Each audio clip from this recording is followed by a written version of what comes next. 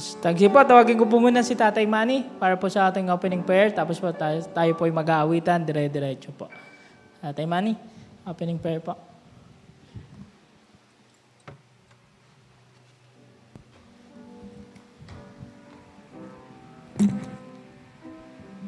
Manalangin po tayo. Dakilang Diyos, aming amang makapangyarihan sa lahat. Muli po ay lumalapit kami sa iyo, Panginoon, sa pangalan ni Jesucristo, aming Panginoon, na tagapagligtas at maging sa patuloy na pagkikipisan ng iyong banal na Espiritu. Nagpapasalamat, Panginoon, sa pagkakataong ito na muli, Panginoon, ay makikipagniig kami sa iyo, Panginoon, sa pamamagitan ng aming panalangin. Dakilang Diyos, pagpalain mo po, Panginoon, ang mga kapatiran kung naririto ngayon, Panginoon, na nagbigay ng oras para sa iyo, Panginoon. Pagpalain mo po, Panginoon, ang salitang maririnig namin, Panginoon, magmula sa aming tagapagsalita. Bigyan mo po siya, Panginoon, ng puspos na espiritu at kalakasan, kalungungan, Panginoon, upang maunawaan namin, Panginoon, ang kanyang sasabihin mula sa iyo. Dakilang Diyos, aming Ama, sa mga kapatiran ko, Panginoon, na patungo pa lang dito, Panginoon, ingatan mo po sila, Panginoon, sa kanilang pagbiyahe, Panginoon, at hayaan mo makarating sila dito, Panginoon, nang ligtas sa anumang kapahamakan, Panginoon. Dakilang Diyos, aming Ama, sa gabing ito, Panginoon, ay kailangan namin, Panginoon, ng tagumpay, Panginoon, na nanggagaling sa iyo, Panginoon. Katuwaan sa aming dibdib, sapagkat kami, kahit sa ganitong paraan, Panginoon, ay nakapaglilingkod kami sa iyo. Dakilang Diyos, salamat po sa iyo, Panginoon, at sa iyo po pinakamataas na papuri, pinakamataas na kaluwalhatian, sa tanging pangalan ng aming Panginoong Hesus. Amen. Amen. Dahil lang po natin.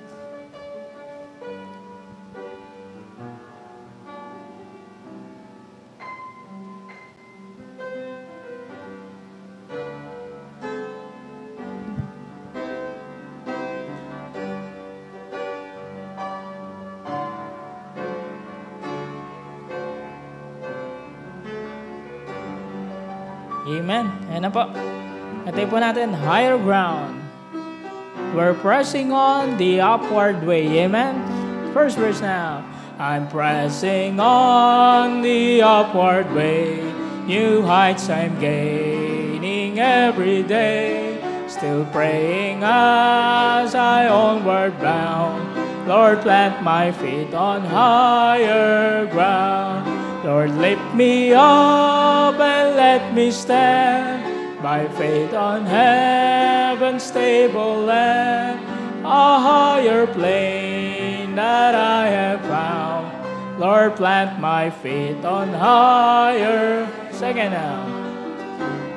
My heart has no desire to stay where doubts arise and fear dismay. Though some might dwell where those abound, my prayer, amen. Higher ground, Lord, lift me up and let me stand by faith on heaven's stable land, a higher plane that I have found. Lord, plant my feet on higher ground. I want to live above the world, though Satan dart at me are hurled. For faith has caught the joyful sound, the song of saints on higher ground. Lord, lift me up and let me stand by faith on heaven's stable land that I have found. Lord, plant my feet on high. Last now.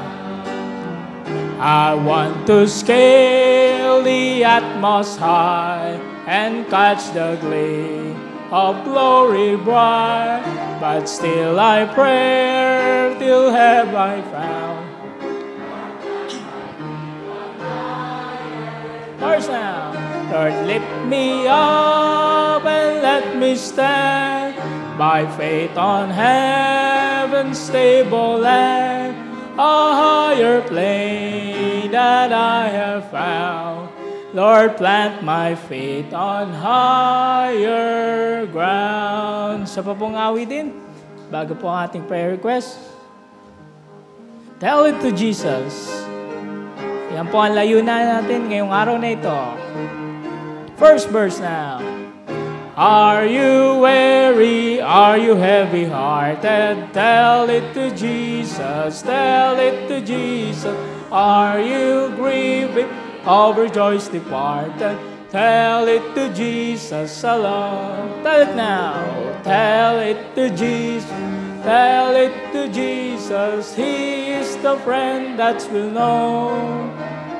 You have no other such a friend or brother. Tell it to Jesus alone. Do the tears flow down your cheeks and be then tell it to Jesus. Tell it to Jesus. Tell it to Jesus alone.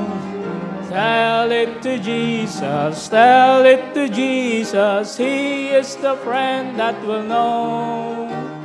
You have no other such a friend or brother. Tell it to Jesus. Third now. Do you fear gathering clouds of sorrow? Tell it to Jesus. Tell it to Jesus. Are you anxious? What shall be on? Tell it to Jesus alone. Tell it to Jesus. Tell it to Jesus. He is the friend that will know. You have no other such a friend or brother. Tell it to Jesus. On the last now. Are you troubled at the thought of dying? Tell it to Jesus. Tell it to Jesus. Kingdom are you sighing? Tell it to Jesus alone. Tell it to Jesus. Tell it to Jesus. He is a friend that will know. You have no other such a friend or brother. Tell it to Jesus alone. Amen. Maraming pong salamat. Pwede na po sila magsiupo. Tawagin ko po yung mga young men para po pakatulong po sa ating prayer blackboard.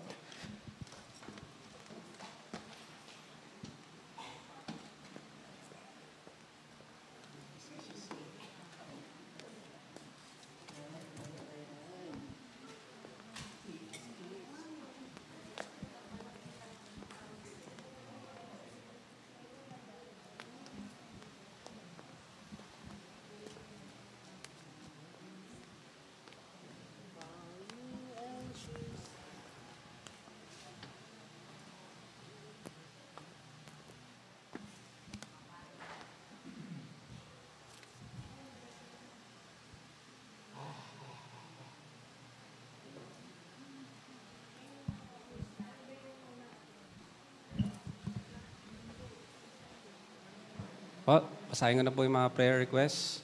Pastor Butch and family, good health, God's guidance and protection, spiritual strength. MJ, studies and tuition fee. Ma'am Nell, Sis Chill and Sugar. Nathan, God's will, job, God's guidance and protection. Brother Ian and Honey Pascual, God's guidance and protection.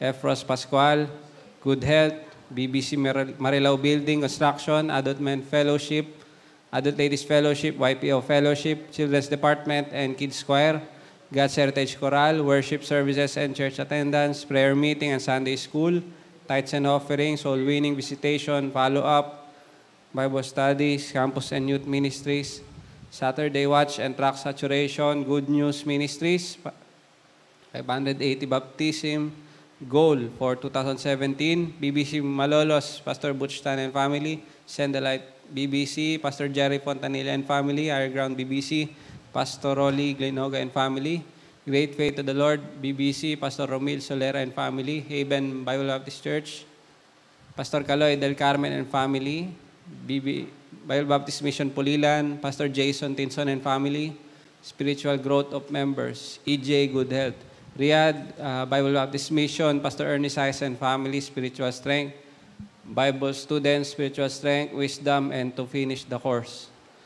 PA system, new and high-tech equipment, present government and Philippine nation, good governance, God's guidance and protection of the President, peace in Mindanao, Tatay Ray, Leti Garcia, and family, good health, healing of knee, Brother Rai, God's guidance, wisdom in work. Brother Ronald, immediate schedule of interview to pass the approval of sponsorship, working permit. Sister Len, royal business growth. Russell, studies wisdom, tsaka po pares nilang good health. Sister Pia, God's guidance and protection, good health, wisdom, and favor in work. Brother Rading and Sister Emma Flores and family, good health, fast recovery of injured arm, financial needs. Sister Malin and Chai, God's guidance and protection. Sister spiritual strength and good health. Erin de la Cruz, healing of knee. Naitelma and family, good health. Sister Rica, wisdom, peace of mind, healing of back pain. Brother Boom, wisdom. Brother Ron and Sister Josie Soriano, good health, family salvation. Jack, Jem and Jasmine, studies. Brother June and Sister Ria Soriano, peace of mind. Peace of Moti and Bea, studies. Sister Rowena Mercado and family, good health. Clyde, studies. Brother Obed, Sister Shane and family. Brother Serge and Tess Panyola and family, God's guidance and protection, good health, business growth. Brother Rabbi, wisdom in work and salary. Brother Jai and Isaiah, wisdom in business. Rabanal and Nick Disaban family, God's guidance and protection, good health, business growth, and store renovation. Brother Radi and Karen, church attendance, revival, safe pregnancy po ni Sister Karen. Sister Melissa, spiritual strength, God's guidance. Natividad family, God's guidance and protection. Good health, track, and backhoe business. 1010, TJ and Kim, church attendance. Sister Sherlyn Diaz and family, good health. Sister Cathy and Christine, wisdom and work. JC and Mimay, wisdom and studies. Amparo family, God's guidance and protection. Sister Elaine, wisdom, spiritual strength, healing of gout and arthritis. Castañeda family, God's guidance and protection. Good health, God's will. Brother Danny, past recovery from stroke, spiritual strength. Brother Dennis, spiritual strength, promotion. Brother Hill and Claudette Diaz and family, good health. Simwin, praise, studies. Brother Aris and Sister Lynn, Daddy's family, God's guidance, protection, good health. Brother Lito Songko and family, here and abroad, God's guidance and protection. Yan po. Nanay Taleng, fast recovery from stroke, spiritual strength, financial needs. Chalitz, good health. Tatay Melchor, Nanay Esther, normal BP, good health. Operation po ng Tatay Melchor sa kaliwang mata, financial needs. Borleo family, wholesale and retail business. Sister Julie and kids, good health, spiritual strength, God's guidance and protection. Brother June and Wayne Carlos, good health. Tatay Domeng and Nanay Flora, good health, financial needs. Healing of kidney, Nanay Flora. Sister Yoli Duwata and family, good health, God's guidance. Den and Daniel, studies, God's protection. Brother Rudy, God's guidance, spiritual strength, financial needs, new job. Nanay Wilma, wisdom and good health. Wilmy, God's guidance and protection. Brother Vincent Katapang and family, God's guidance and protection. Spiritual strength and growth, good health. Business growth and more customer. Sister Arlene and family, God's will and good health. Brother Renny Aquino and family, good health. Brother Willie and Sister Olive and family, God's guidance and protection, good health. Brother abroad, Sister Carol Tina and family, spiritual strength and growth, good health. Sister Rona, divine healing of scoliosis, hematology. Francisco family, God's guidance and protection, good health. Vic's Fried Chicken, business growth. Cherish, Erica, Ruby, and Pau, studies. Montaos family, spiritual strength and growth, good health, business growth. Nanay Oneng, normal BP, sugar, and cholesterol. Kiel and Miel Rivera, good health, financial needs, operation. 500,000 each. Sister Ami Yater and family, good health. Brother Carlo and Cheryl Yater and family, good health. Brother Glenn and Sharon Kakum, blessed of baby. Sister Cherry and family, good health. Ana Briones, success in work. Nanay Asteria, good health. Brother Vincent Francisco, approval of van franchise. Brother James, Bustos mission work. Sister Dang Damo, safe pregnancy. Robert and Richard Galano, church attendance. Genevieve Galano, God's guidance and protection. Good health, wisdom. Brother Rudy and Teng, good health. Brother Rolly, Martin and family, God's guidance and protection. Good health. Eunice, Levi, Carlos, studies. Sister Josie Guancia, good health. Financial needs, family salvation. Sister Wendy, God's guidance, good health, spiritual strength. Nanay Andrada, good health. Daso family, God's guidance and protection, good health. Navarrete family, good health, God's guidance and protection. Juliet Budhi, good health. Brother Lester Listana, healing of heart, financial needs, spiritual strength, and growth.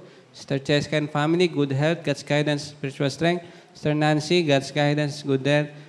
Buyer, Deca Homes, Brother Jack Ontawi, good health, spiritual strength, and God's guidance. Brother June Bacalso, God's guidance and protection, good health, good schedule. Janine Ontalan, baptism. Kobe and Colleen, good health. Sister Alisa, permanent job, capital for RTW business. Joshua Alcorisa, revival, church attendance. Sister Pialin, spiritual growth, focus and efficiency in work. Courage to win soul at the office. Sister Janine Albay, God's guidance and protection. God's guidance, job. Sister Jenny Roas, relative salvation. Pastor Jason, campus ministry, elementary, high school, college in Pulilan. Sister Lea Golibuela, healing of kidney. John Lay and baby Peterson, good health. Brother Gian, wisdom, work, studies. Brother Jing Catolico, God's guidance, good health, spiritual growth. Taxi. Daniel, healing of kidney, high schooler, lesson and attendance. Kim Gilbuela, God's guidance and protection. Brother Manny Dolgentes, good health. Sister Melly, normal cholesterol. BBCM Sports Fest. Tapos na. Brother Rabbi and PS Wedding, preparation, financial needs. Sister Ana Alcala, healing of severe anxiety caused by depression. R. Aquino Enterprises, more customer, business growth. Then Castañeda, bless of baby. Jasmine Soriano, good result of laboratory. Sige po. Dagdagan. Baka po may ano na dyan, answered prayer para ano na po. Update nyo po.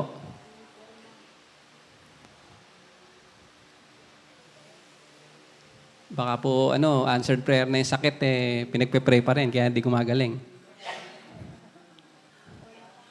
Wala pa ho ba?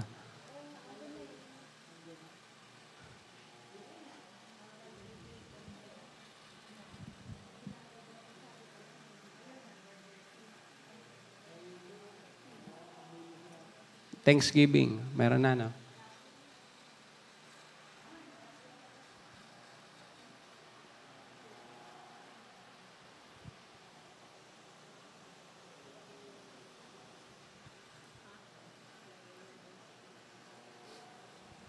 Yung three-phase.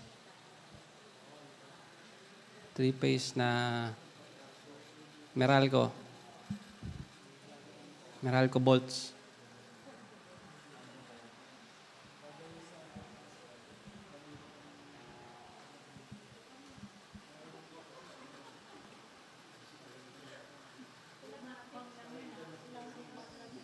Installation of three-phase.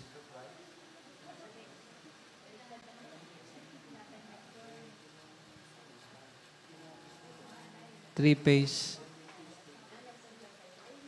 Okay na po. Yung abroad. Abroad ni...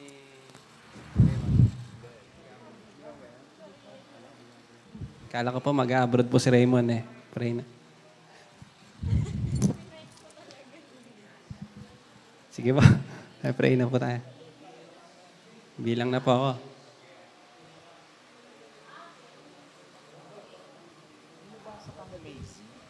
Macy, wala po.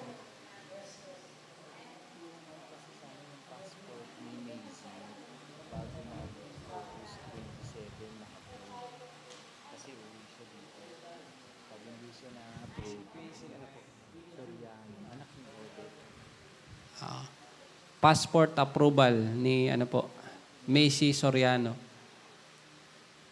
Before August 27.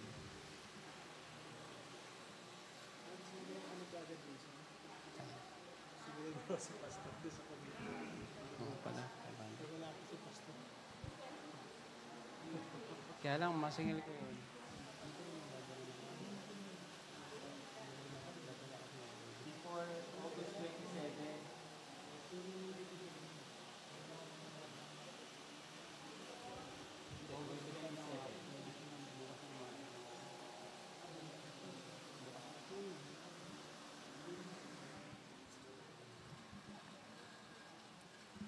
po, bilang na po ako. Number 1.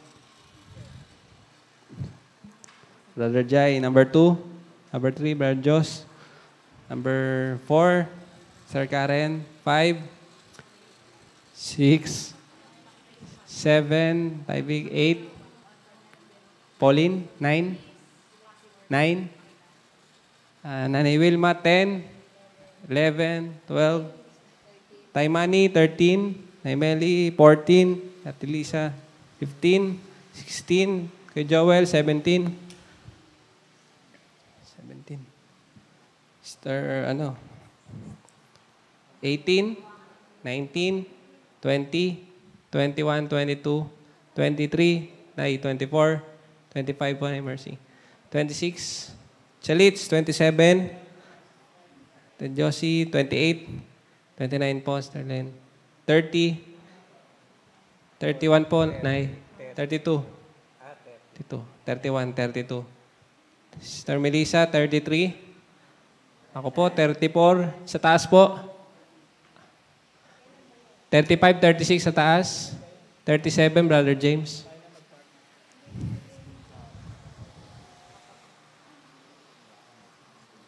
37.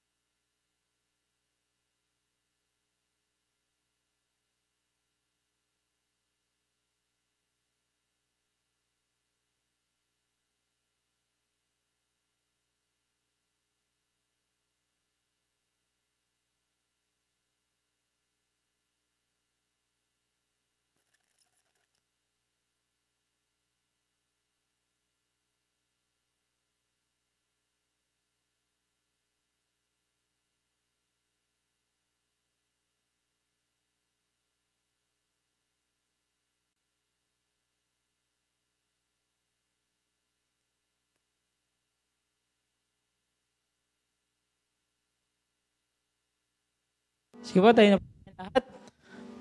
Tayo po ay umawit. Amazing Grace.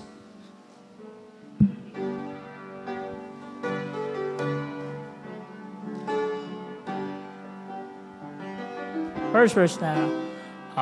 Amazing grace, how sweet that sound that saved a wretch like me. I once was lost, but now I'm found. Was blind, but now I see. 'Twas grace that taught my heart to fear, and grace my fear relieved. How precious this, that grace appear, the hour I first believed. Through many dangers, toil and snare, I have already come. 'Tis grace has brought me safe thus far, and grace will lead me home. Last now. When we've been there 10,000 years, bright shining as the sun, with no less days to sing God's praise than when we first begun. Amen. Maraming pong salamat. Maraming na po siya magsipo. Ngayon po, dumako na po tayo sa pangangaral po ng sa Panginoon. Tawagin po natin ating preacher, si Brother Jai.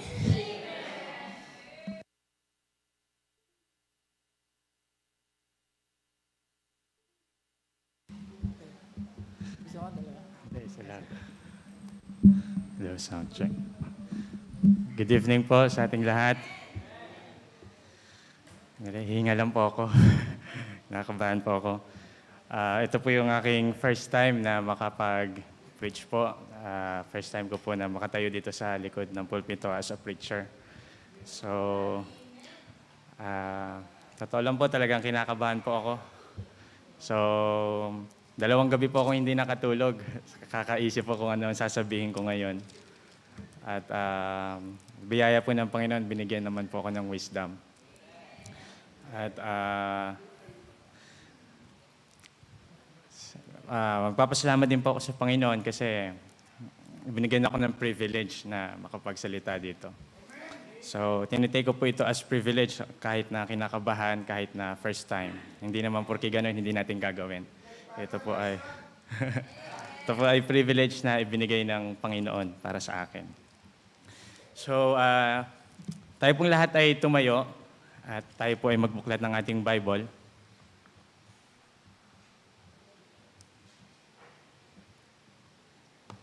Buksan po natin ang ating Bible sa Book of Psalms, Psalm chapter 119.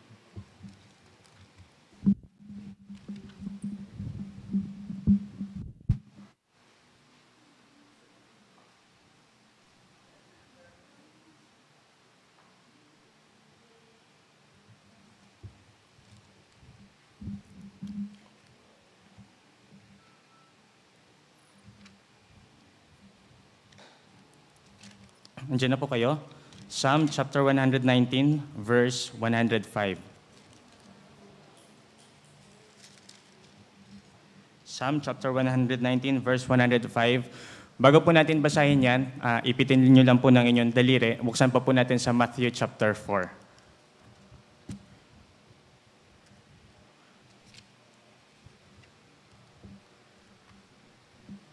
Okay, Matthew chapter 4, verse 4. Okay, babasahin po natin una yung Matthew chapter 4. Then after natin mabasa yan, mag-jump po tayo sa Psalm chapter 119. Okay, andyan na po kayo, say amen. Okay, all together, let us read Matthew chapter 4, verse 4. Ready? Read. But he answered and said, it is written, man shall not live by bread alone, but by every word that proceeded out of the mouth of God. Psalm chapter 119, verse 105. All together, read. Thy word is a lamp unto my feet and a light unto my path. Pagpalain po ang pagkakabasa ng salita ng Panginoon. Tayo po ay manalangin. Pagpala naming Diyos ang makapangyarihan sa lahat. Kami po ay sumasamo sa inyo sa gabing ito. Kami po ay nagpapakumbaba, Panginoon, sa inyong harapan. Panginoon, ako po ay humingi ng kapatawaran sa aking mga nagawang kasalanan, Lord. Alam niyo po ang aking mga pagkukulang. Alam niyo po ang aking mga karumihan, Panginoon. Dalangin ko po, Lord, patawad po sa aking mga pagkakasala. At hiling ko po, Panginoon, ang inyong banal na dugo na siyang maglinis sa akin. Gawin po akong marapat, Panginoon, at tumayo sa likod po ng inyong pulpito at ihayag po ang inyong salita. Lord, I acknowledge your presence this time, Panginoon. Kayo po ang kumilos sa mga oras na ito. Wala po akong kakayanan, wala po akong katalinuhan, wala po akong abilidad, Panginoon. Bagkus sa inyo lamang po ako umaasa. Manguna po kayo, Holy Spirit, kumilos po kayo sa bawat isa, sa akin. Punan niyo po ng inyong salita ang aking mga dila at ang tanging inyong salita lamang po ang mamuntawi sa aking bibig. At sa kanila po na makikinig, bigyan niyo po ng talino at understanding po, Panginoon, maunawaan po nila ang inyong salita sa mensaheng ito, Panginoon. At dalangin po namin ang aming pastor, patuloy namin inaalala sa kanilang pag-uwi. Dalangin ko po, ingatan niyo po sila, ang kanyang drivers, si Brother Isaiah and Brother Donald. Bigyan niyo po ng presence of mind sa driving. At ihatid niyo po sila, bigyan niyo po ng proteksyon, Panginoon. Makarating po sila dito ng maayos at matiwasay at ligtas, Panginoon. Ito po ang aking dalangin sa matamis na pangalan ng aming Panginoong Yesus. Amen. Maaari na po tayong magsipag-upo.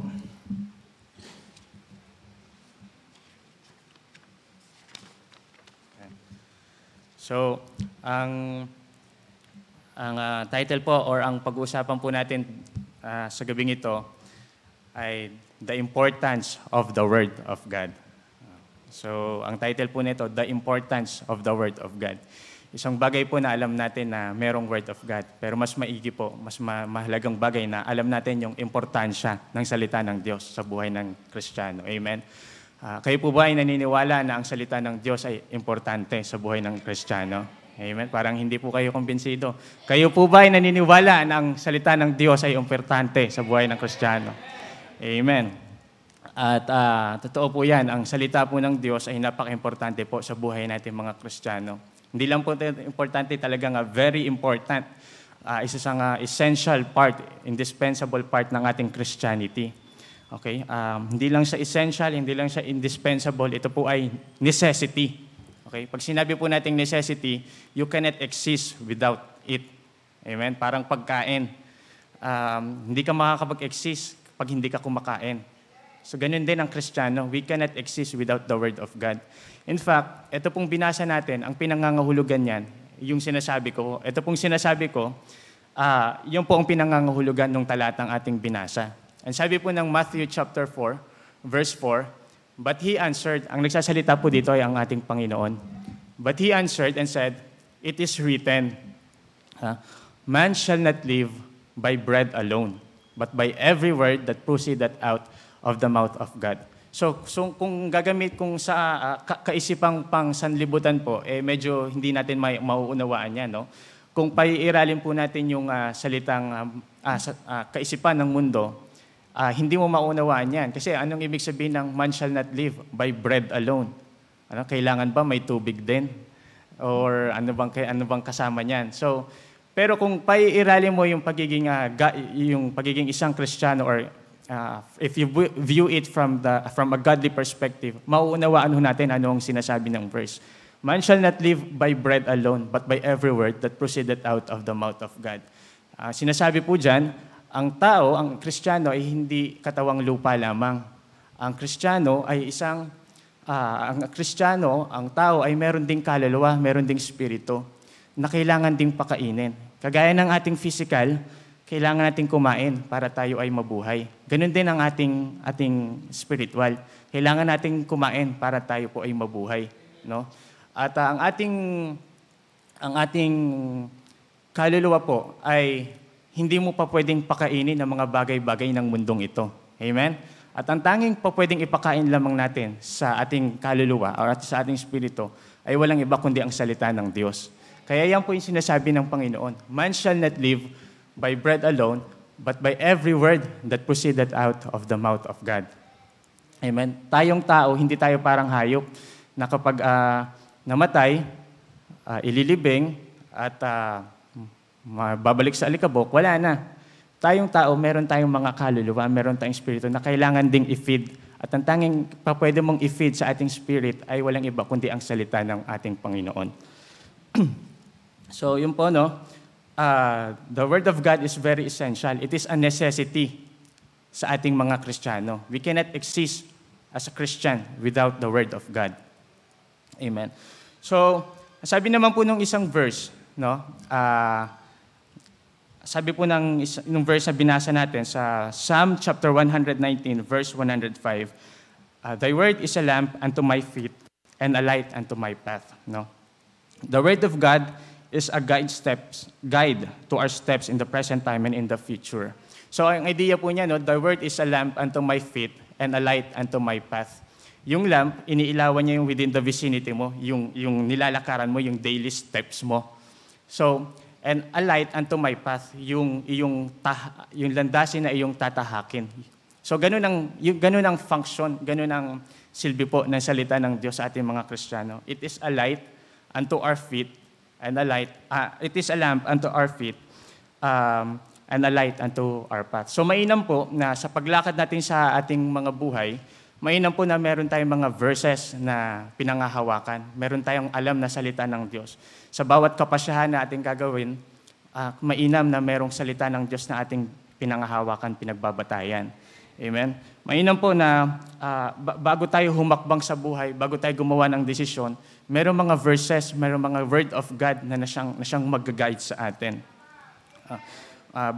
Para tayo ay makatiyak sa ating mga hakbangin, kailangan natin ng word of God. Amen? Para po tayo ay makatiyak sa mga kapasyahan nating gagawin, kailangan natin ng word of God. Amen? Sa anumang landasin na ating tatahakin sa buhay, kailangan po natin ang word of God. Sapagkat ito yung ilaw natin, ito yung maggagabay sa atin. At kapag merong tanglaw, merong ilaw, kay ganda ng ating paglakad. Hindi tayo maliligaw, hindi tayo madidistract sa anumang landasin. Okay? So, the Bible is the basis of how we live our lives. As a Christian, not just a Christian, as a Bible Baptist believing Christian, we believe that the Bible is the full and the final authority of our lives. Amen? We do things, we perform things, we operate based on the Bible. We do things because the Bible says so. Pag sinabi ng Bible yes, we say yes. Pag sinabi ng Bible no, we say no. No? Ito po yung mga basihan natin kung paano tayo mamumuhay. Ito po yung basihan ng mga magulang kung paano nila palalakihin yung kanilang mga anak. Ito po yung basihan ng mga asawa kung paano sila magsasubmit sa kanilang asawang lalaki at yung asawang lalaki kung paano niya ililid yung kanyang pamilya at yung kanyang asawang babae. No? So, yun nga po, no? Ito ang basihan ng mga, dito po kumukuha ng guidelines ang mga magulang sa pagpapalaki ng kanilang mga anak. Sabi po ng Proverbs 22 verse 6, train up a child in the way he should go, and when he is old, he will not depart from it. Amen?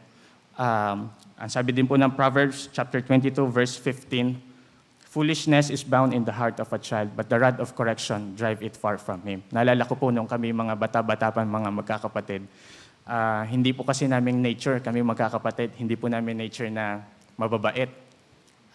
Talagang likas po sa amin ng matitigas na ulo, lalo na po kaming tatlo. Halos sabay-sabay po kasi kami lumaki ni Kuya Rab tsaka ni Kuya Ay. So, tapos tinitignan ko rin po yung mga tito namin, yung mga lolo, mga tita.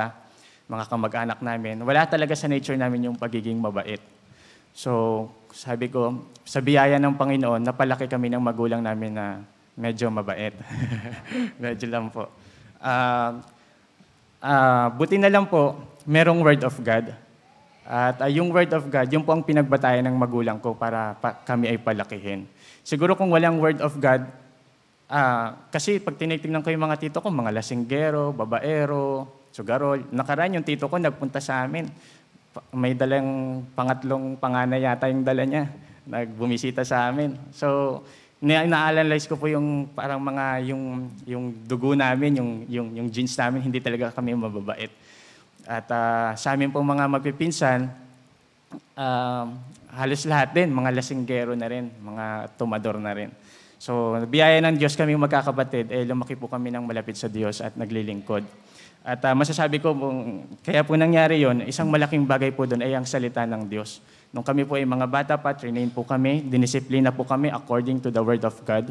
Kami po ay pinalaki according to the Word of God. Nung kami po ay mga bata, talagang pinipilit po kaming magsimba. Kapag hindi ka nagsimba, may iwan ka sa bahay, papaluin ka pa. So, saan ka pa? Magsisimba ka na. So, yun po yung mga trainings po namin magkakapatid. At pagka talagang nagkasala kami ng matindi, talagang biblical, the rod of correction will drive it far from Him. Kasi po as a child, ang foolishness dyan nagsisimula, sabi po ng Bible. But the rod of correction shall drive it far from Him. So, kung walang rod of correction, kung hindi kami dinisiplina according to the Word of God, sa tingin ko po, hindi na rin po kami maayos na tao ngayon. At salamat din po merong ganong uri ng magulang na marunong dumisiplina according to the Word of God. So yun po, no? Yun po ang basihan ng mga parents kung paano niya disiplinahin ang kanyang mga anak. Hindi po ang basihan ng asawang babae. Ang sabi po ng Bible, ye wives, submit yourself unto your own husband. Ganun din po, ang children, yun din po ang basihan kung bakit siya dapat mag-submit sa kanyang parents. So, sabi po ng Ephesians 6:1, children, obey your parents in the Lord, for this is right. So, makikita po natin na halos lahat ng kapasyahan sa buhay, halos lahat ng dapat gawin, lahat ng desisyon na dapat gawin, nakasaad na sa Bible. Ang kailangan mo na lang ay saliksikin, pag-aralan at gawin. So, kaya napaka-importante po ng Word of God sa atin, sa daily lives po natin. No? Yun din po ang basis ng mga couple sa pagpasok nila sa isang relationship. No? Bakit maraming mga relationship ngayon na mag-boyfriend at mag-girlfriend na uuwi lang sa immoralidad, sa premarital sex, sa live-in, sa pagkasira ng buhay. Kasi po, walang pagtalima sa salita ng Diyos. Pero kung ang mga couple na yon ay godly at tinitake nila yung Word of God sa buhay nila, hindi po mangyayari yung mga bagay na yon. So kaya napaka-importante po ng salita ng Diyos sa buhay ng isang Kristiyano. So, the characteristics of the Word of God. Una po, meron pong tatlo. Ang una po, the Word of God is like a principle. When we say a principle po, it's a fundamental, primary, or general law or truth. It does not change. No? It is the same yesterday, today, and in the future. Pag sinabi pong principle, it is the same yesterday, today, and in the future. It doesn't change. No? So yun po ang salita ng Diyos. No? For example po niya, no, yung the principle of buoyancy, the principle of aerodynamics, na kailangan mo ng certain elements para i-conquer yung gravitational force. Kailangan the principle of hydraulic at the principle of gravity. The principle of gravity, nung nakaraang araw, nung nagdaang panahon, sa sinaunang panahon, the principle of gravity na yon. Ngayon, principle of gravity pa rin siya. And in the future, principle of gravity pa rin siya. So, nung nagdaang panahon, pag umakyat ka ng building, tapos tumalon ka, mahuhulog ka. Ngayon, pag umakyat ka ng building, pag tumulon ka, mahuhulog ka pa rin. At sa future, pag umakyat ka ng building at pag tumalong ka, mahuhulog ka pa rin. Ganun po ang principle, it does not change. Ganun po ang salita ng Diyos, it does not change. Pag sinabi ng Bible na ang immorality is a sin, it is a sin yesterday, it is a sin today, it will be a sin tomorrow and in the future. Pag sinabi po ng Bible na fornication or adultery is a sin, it is the same as it is in the past. It is sin today and it is a sin in the future. Pag sinabi po ng Bible na God supplies needs, ang Panginoon nagsusupply siya ng pangangailangan sa nakaraan, nagsusupply din siya ng pangangailangan ngayon, nagsusupply din siya ng pangangailangan sa ating mga hinaharap. Kapag sinabi din po ng Bible na God heals diseases, ang Panginoon nagpapagaling siya ng sakit sa nakaraan, sa kasalukuyan, at sa hinaharap. So ganun po ang Bible, ganun po ang Word of God. It is a principle. It does not change. Bakit po ang importante na kailangan it does not change? Sapagkat sa panahon po ito po ay panlaban natin sa magulo at mapanlinlang na mundong ito. Napapansin niyo po, ang mga filosofiya, mga paniniwala ng mundo ay nagbabago. No?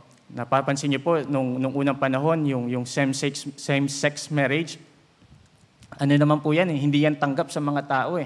Pero as the time passed by, napansin niyo po, ang dami ng bansa na nagpapatupad ng same-sex marriage. Napansin niyo po ba yun?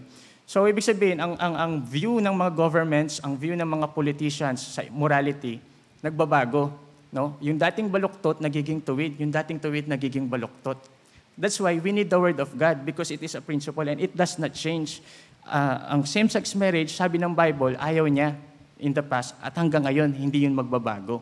So, we need to cling to the Word of God para hindi tayo ma-distract sa mga magulong sanlibutan ito. So, gaya na lang po nung nakaraan, nakikinig po ako ng radyo. Narinig ko po si Speaker Pantaleon Alvarez. Ewan ko po kung narinig niyo rin po ito. Very controversial issue po ito ngayon, yung dissolution of marriage. No? So, nung naririnig ko yun, si Speaker Alvarez po ay naghain ng isang bill sa Congress. Ang tawag nga ay dissolution of marriage. Ibig sabihin nun, hindi naman daw siya divorce, parang advance ng konti sa annulment.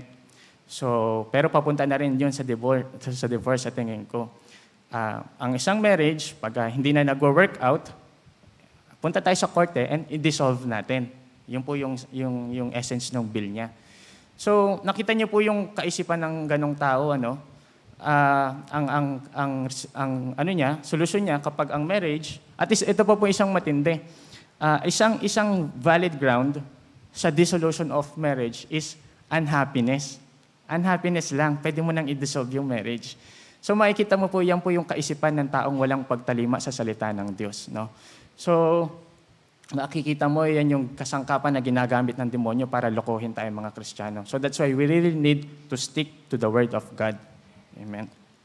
So, yun, yun po ang kailangan nating ipag-pray na hindi po matupad yung kalokohan ni Pantaleon Alvarez. No? So, pati rin po yung mga gay rights bill, yung mga LGBT anti-discrimination law. Noong unang panahon, wala naman pong ganyan. Amen? Noong unang panahon, ang mga kaisipan ng tao matuwid naman.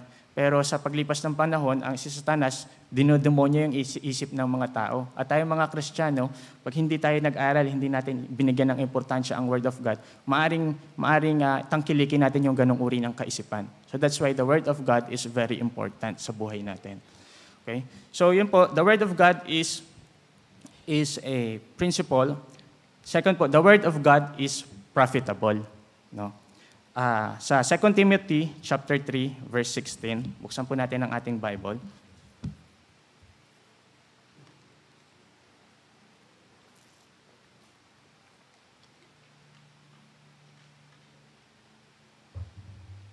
Second Timothy chapter 3, verse 16.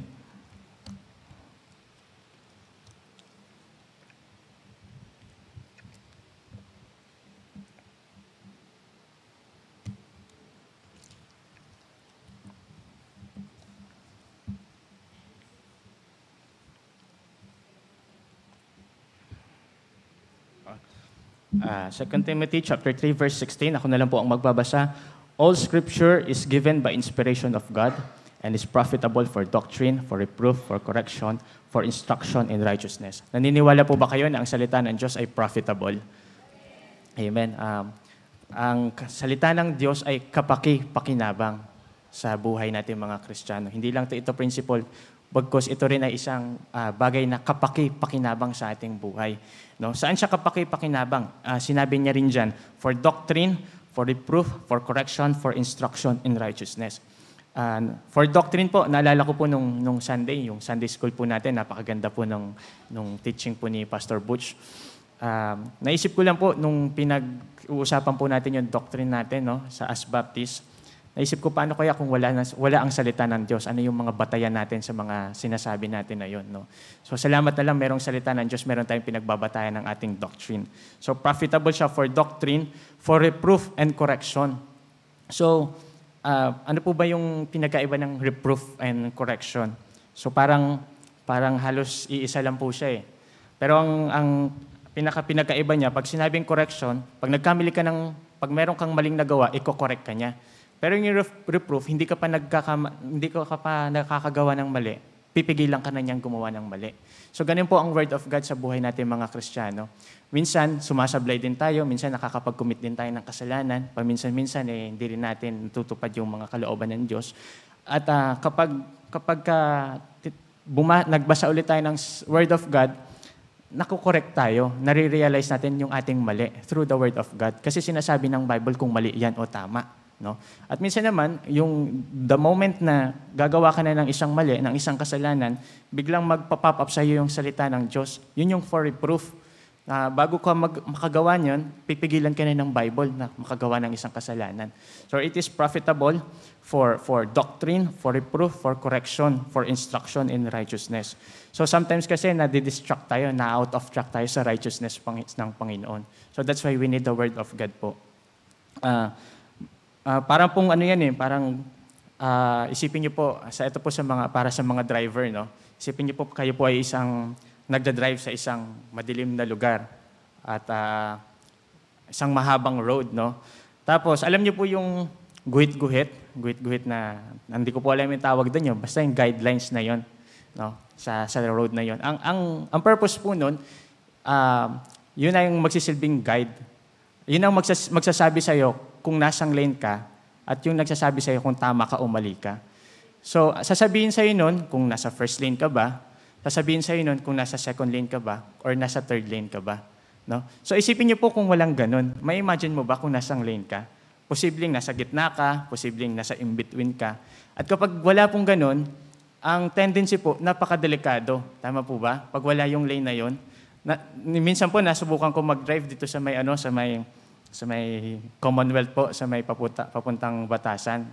Sa may malapad po yung highway na yun, di ba? Killer highway po na yun. Meron po one time po doon, merong ginagawa. Dahil bagong gawa, kaka-spalto lang na ganun. Pero before nun, yung mga previous na daan, merong mga line na ganun. Tapos bigla kang mabubulaga, mawawala yung line kasi bagong spalto eh. Tapos mapapansin niyo po doon, pag ganun mo, pagpasok mo doon sa part na yon na walang line, mapapansin niyo po na yung mga sasakyan nagwo-wobble. Yung ibig sabihin kung saan nagpupunta, na-out of track. At talagang mapipilitan kang magbawas ng speed, magme-minor ka talaga. Kasi delikado po, napakadelikado. Kapag dumating ka sa ganung punto, alam niyo naman po maraming mga bus tsaka mga jeep pag ganon. So pag gumanon yung bus, madidistract ka na. Hindi mo na alam kung nasang lane ka na ulit. Baka mamaya nasa gitna ka na pala. So ang word of God po, parang ganun po sa ating mga Kristiyano. Para siyang isang line na kapag tumalima ka doon, pag nag-stick ka ron, kapag ginamit mo yon, sasabihin nun kung nasa tama ka ba o nasa mali ka ba. Sasabihin nun kung nasa gitna ka ba. Kapag nasa gitna ka, i-correct ka niya for reproof and for correction. Pag nasa kanan ka, pag nasa kaliwa ka. So yun po ang purpose ng Word of God. Kaya kailangan po nating aralin maigi yung Word of God. No? So yun po, the Word of God is a principle. The Word of God is profitable. And last po, the Word of God is powerful. Amen? Naniniwala po kayo? At meron po kaming kanta sa choir, ang title niya, God's Word Changes Lives. Amen. Ang salita ng Diyos, nakakabago ng buhay ng tao. Kahit sabihin mo yan pa ang pinakamatigas na puso sa mundo, basta pagka ang salita ng Diyos ang kumilos, kaya niyang palambutin. Sabi po sa Hebrews chapter 4, verse 12. Basahin po natin, Hebrews 4, verse 12.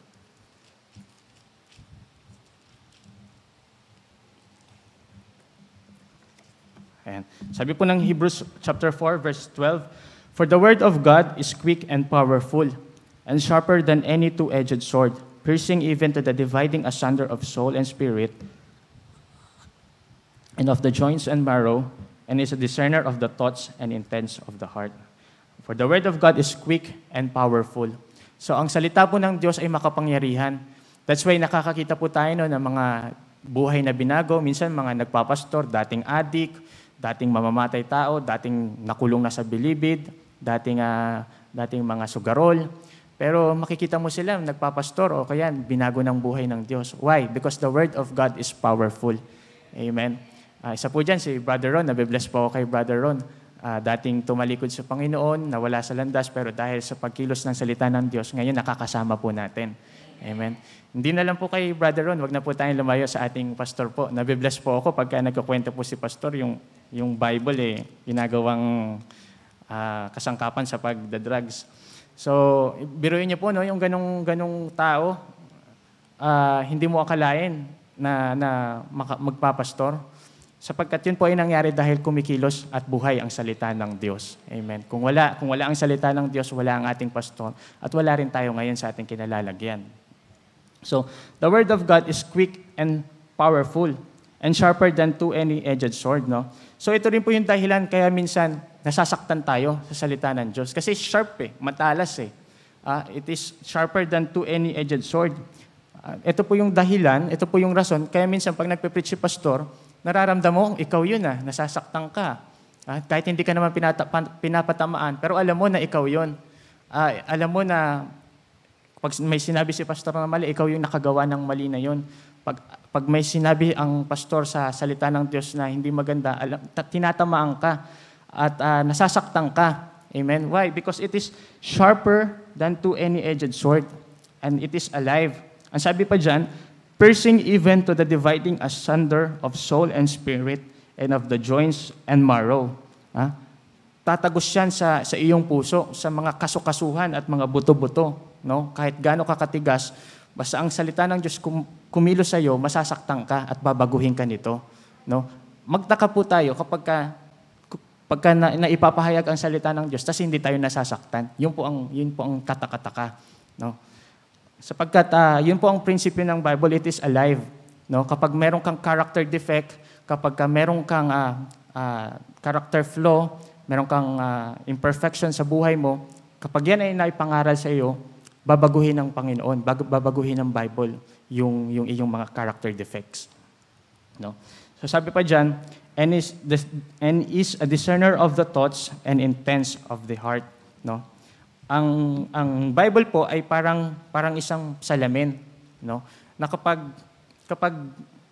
binasa mo siya, sasabihin niya yung totoo. Kung meron kang dumi sa muka, sasabihin niya na meron kang dumi. Pag meron kang kasalanan, sasabihin niya na makasalanan ka at hindi tama yung ginagawa mo. Na discerner of the thoughts and intents of the heart, no? Pag meron ka mga character defects, mga imperfections, sasabihin sa iyo ng Bible basta binabasa mo siya. So, yun po, the Word of God is a principle, the Word of God is profitable, the Word of God is powerful. At ngayon alam na po natin ang Word of God ay powerful, profitable, and a principle. Mahalaga din po na malaman natin kung ano ang dapat natin gawin sa Word of God. Okay po, hindi po sapat yung malaman lang natin yung character ng Bible. Dapat malaman din natin kung ano yung dapat natin gawin sa Word of God. So number 1 po, Joshua 1:8. Buksan po natin sa Joshua 1:8.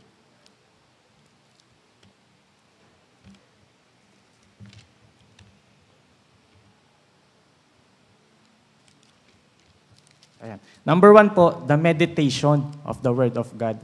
So mahalaga po na nagkakaroon tayo ng meditation. Sabi po dyan, "This book of the law shall not depart out of thy mouth, but thou shalt meditate therein day and night, that thou mayest observe to do according to all that is written therein. For then thou shalt make thy way prosperous, and then thou shalt have good success." So when we say meditation po, it means we need to devote a personal quiet time for the study of God's Word.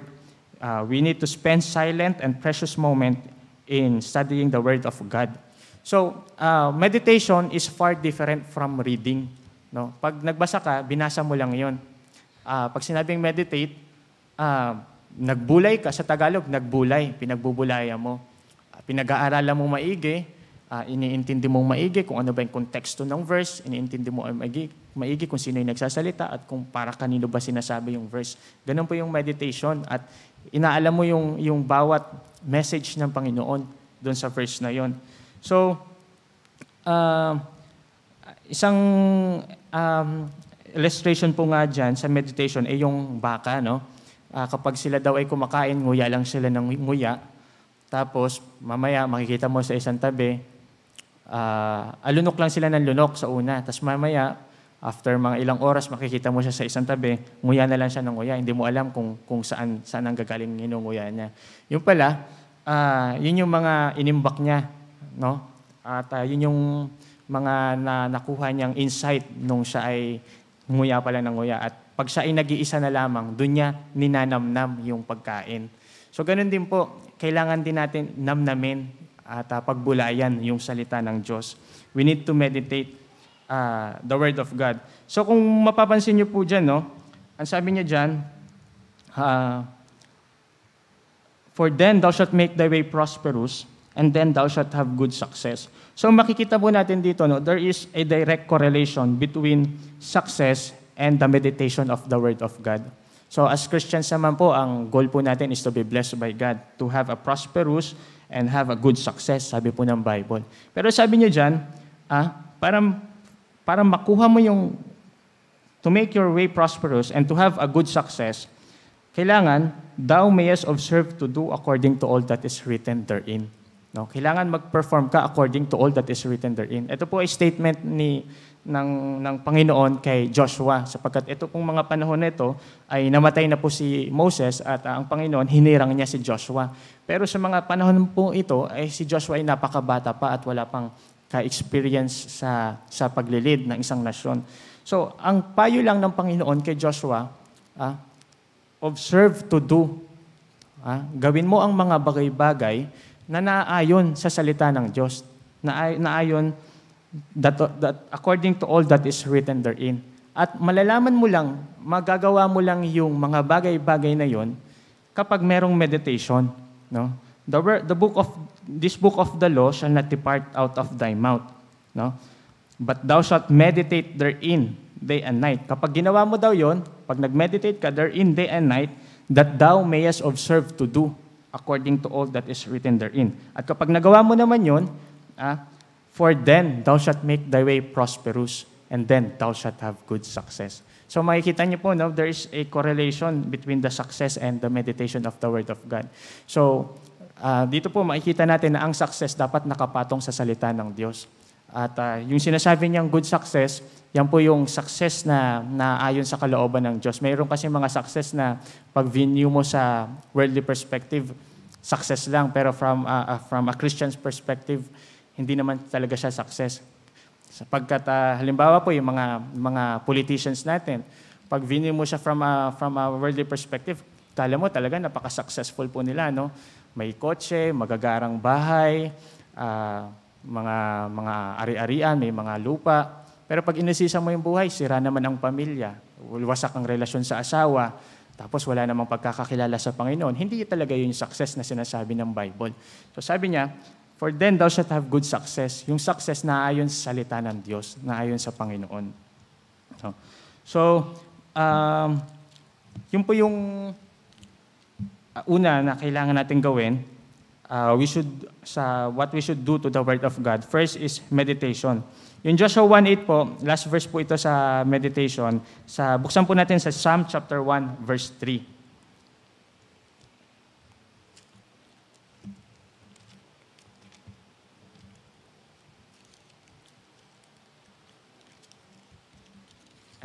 Psalm chapter 1, verses 1 to 3. Blessed is the man that walketh not in the counsel of the ungodly, nor standeth in the way of the sinners, nor sitteth in the seat of the scornful. So yung thought po nito, halos kamukha lang po ng Joshua, no? But his delight is in the law of the Lord, and in his law doth he meditate day and night. No? So nandun po yung law of the Lord and meditation of the law of the Lord. At kapag ginawa mo daw yon, he shall be like a tree planted by the rivers of water, no? That bringeth forth his fruit in his season. His leaf also shall not wither. Ito po, and whatsoever he doeth shall prosper. So napakagandang verse po nito. Isa po ito sa mga life verses ko sa buhay. Na whatsoever he doeth shall prosper. Basta his delight is in the law of the Lord, and in his law doth he meditate day and night. So ang illustration po ng psalmist dito, no, kapag daw nagme-meditate ka ng salita ng Panginoon, he shall be like a tree planted by the rivers of water. Para kang isang puno na nakatirik sa side ng rivers of water. Ang tawag po doon? Parang bank po ba? River bank po yung tawag doon. Ito yung lupa, tapos andyan lang yung stream of water. So kapag po kasi ang puno nakatirik doon, yung puno na yon talagang napakalusog. At kung ikukumpara mo yun sa puno na nakatirik sa tagtuyot na lupa, magkaiba po. Pangalawa, pagka yung puno po na yun nakatirik doon sa tabi ng stream of water, meron siyang unlimited yung source ng kanyang nutrition. Kasi yung tubig niya nandun lang, hindi gaya nasa bukid, maghihintay pa ng ulan. So kaya ganun po napakalusog. Kaya no doubt na kapag namunga yun, talagang hitik ang bunga at hindi yung kagaya ng bunga na nasa tagtuyot na lupa. So ganun po ang ilustrasyon ng Panginoon ng psalmist. Kapag tayo po ay nagme-meditate ng salita ng Panginoon, pag nilalapit po natin ang sarili natin sa Panginoon, para tayong isang puno na itinitirik natin ang sarili natin sa gilid ng source of blessing. So, yung stream po na yon that represents God and His blessing, parang inilalapit natin ang ating sarili sa Kanya. So, pagka ganun po, unlimited ang source of blessing kapag malapit po tayo sa Panginoon. Okay? And His leaf also shall not wither. Yan po yung mga effect, no? Pagka may meditation. And whatsoever he doeth shall prosper. So, kung meron, as Christians po, kung meron naman tayong choice, bakit mo ititirik yung sarili mo doon sa gitna ng desyerto? Bakit mo ititirik yung sarili mo doon sa taas ng bundok? Kung meron naman tayong choice, at meron naman talaga tayong choice, itirik natin yung ating sarili doon sa stream of water sa gilid. And that is by through the meditation of the Word of God. So, yun po, number 1 is meditation. Number 2 that we should do to the Word of God is memorization. Okay? Number 1, meditation. Hindi lang po sapat ang meditation. Second, memorization. When we say memorization po, kakabisaduhin mo yung salita ng Diyos. No? Sapagkat ito lamang po yung mabisang panlaban natin kay Satanas. Ito po yung mabisang panlaban natin sa tukso ng demonyo.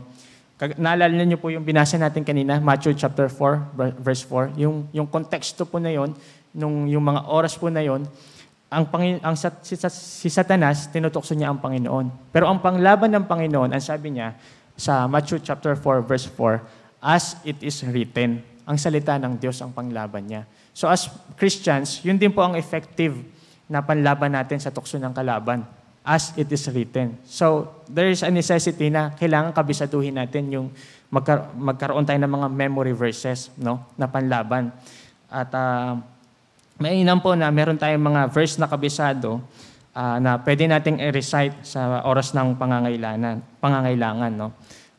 Kung tayo ay nakakaranas ng mga pagsubok, meron pong appropriate verse na pwede mong i-recite. Kung tayo po ay nakakaranas ng kaguluhan, kailangan mo ng wisdom ng Panginoon, meron pong mga verse na ukma dyan.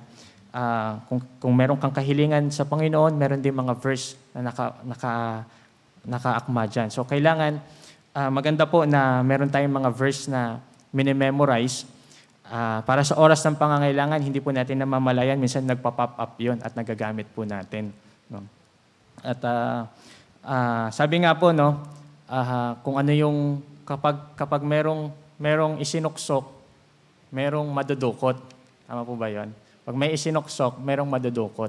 Kasi po ang utak po natin mga tao, what you feed your mind becomes who you are. Kung ano yung pinapasok mo sa utak mo, nagiging ganun ka. So kung puro basura ang nilalagay mo sa utak mo, basura din ang lalabas sa buhay mo. Basura din ang lalabas. So kung ang ipapasok mo diyan ay puro mga Bible verses, no? Sa oras ng pangangailangan, lalabas din 'yan. No? So that's why we need to memorize the Word of God. We need to feed our mind with the Word of God, no? Pansinin niyo po 'yan sa mga paligid po natin, no? Pagka ang isang tao pag nanood ng lalo na po sa mga nanay, pag nanood ng mga drama-rama, ang buhay madrama din. Pagka mga bata naman nanood ng mga action movie, mamaya gaganon-ganon na siya. Talagang kakakarate na siya. Ang kabataan naman, kapag nanood ng love story, napakabilis pong ma-in love. Kaya marami pong mga teenager ngayon, wala pang kamuwang-muwang sa buhay, may mga girlfriend at boyfriend na. Why? Kasi sa mga bagay-bagay na finifeed nila sa utak nila. So, ang panlaban po doon, we need to memorize the Word of God. Yun ang i-feed natin sa mga utak natin. Sapagkat kakailanganin po natin yun sa mga oras na sa oras ng pangangailangan po. So, number 1, meditation. Number 2, memorization. And lastly, the manifestation. When we say manifestation po, yung nakikita yung effect ng Word of God sa buhay mo. Hindi sapat yung meditation lang, hindi sapat yung memorization lang, kailangan merong application. Yun po yung manifestation. So, kailangan po as Christians, makitaan tayo ng makita sa atin yung salita ng Diyos.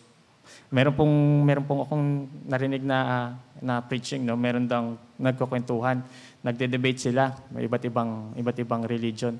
Nagde-debate sila kung anong the best na Bible. Sabi niya, ito sa amin, King James Version, ito ang the best na Bible. Hindi, ito sa amin, New American Version, ito sa amin, NIV. Ito naman sa amin, New English Version. Nagde-debate sila kung alin daw pinakamagandang Bible. Tapos merong isang kapitbahay na nagsabi, kahit anong Bible pa ang sabihin nyo, basta nabibless ako dun sa kapitbahay ko kasi pag nakikita ko yung buhay niya, parang nababasa ko na rin ang salita ng Diyos. So, gano'n, no? Kahit although dapat nag-stick tayo sa King James Version, kahit naka-King James Version ka, kung hindi naman nakikita ang Bible, ang Panginoon sa buhay mo, walang effect. Amen? So, kailangan, as Christians, pag tinignan nila tayo, we are a reflection of God. We are a reflection of God's Word. Nakikita nila ang Panginoon sa ating buhay. So, yun po yung aking mai-share sa gabing ito. Ang title po natin ulit is The Importance of the Word of God. Mainam po na alam natin ang salita ng Diyos, pero mas mainam kung alam natin ang kahalagahan ng salita ng Diyos. No? So, ganun po ang salita ng Diyos sa buhay nating mga Kristiyano.